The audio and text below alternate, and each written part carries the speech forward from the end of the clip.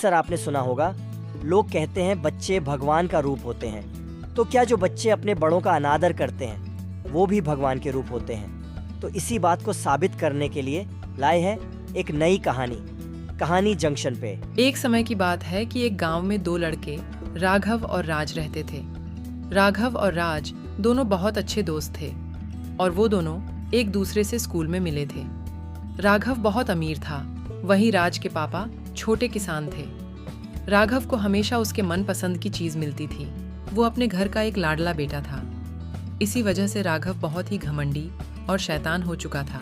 उसके mummy papa के प्यार ने उसको बिगाड़ कर रख दिया था। और वही राज अपने गांव से जुड़ा हुआ लड़का था।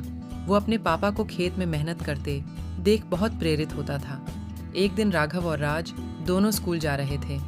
तभी रास्ते में उन्हें एक बूढ़ा आदमी दिखता है जो सड़क पार करने के लिए मदद मांग रहा था।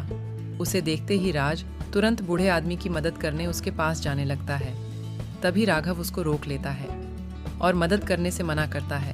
तब राज उसे बताता है, मेरे पापा ने मुझे बताया है कि किसी इंसान की मदद करने से भगवान की दुआ मिलती है। हमें हमेशा सबकी मदद करनी चाहिए। राघव इस बात को सुन के आग बबूला हो गया और वहां से चला गया। इस बात को हुए 1 हफ्ता बीत गया। आज स्कूल में बच्चों के लिए मेला लगा हुआ था। सभी बच्चे अच्छे अच्छे कपड़े पहन के आए हुए थे। वहीं राघव अपने पिताजी से जिद करके सबसे महंगे कपड़े पहन के आया था और राज भी अच्छे कपड़े पहन के आया था। पर राघव को राज के कपड़े देखकर बहुत गुस्सा आया और उसने राज से कहा, ये कहाँ से भिखारियों के कपड़े पहनकर आया है? राज ने बड़े ही प्यार से उत्तर दिया, सब लोग अपने पसंद के कपड़े पहन के आए हैं। मेरे पापा किसान हैं, इसलिए मैं धोती कुर्ता पहनकर आया हूँ। राघव फिर से उसकी ये बात सुन के चिढ़ गया और वहां से चला गया। ऐसे ही साल पे साल बीत जाता है और राघव अपने अमीर दोस्तों के साथ रहने लगता है और राज आगे की पढ़ाई करने शहर चला जाता है। कुछ समय बाद राघव और राज बाकी अपने सभी दोस्तों के साथ मिलते हैं। राघव गलत संगत में आकर अपने सारे पैसे खत्म कर देता है और राज अपने पापा के बताए रास्ते पर चलते चलते बहुत बड़े कंपनी का मालिक बन जाता है। और जब सब मिलते हैं तो राघव राज को देखकर बहुत दुखी हो जाता है और उससे नजर नहीं मिला पाता।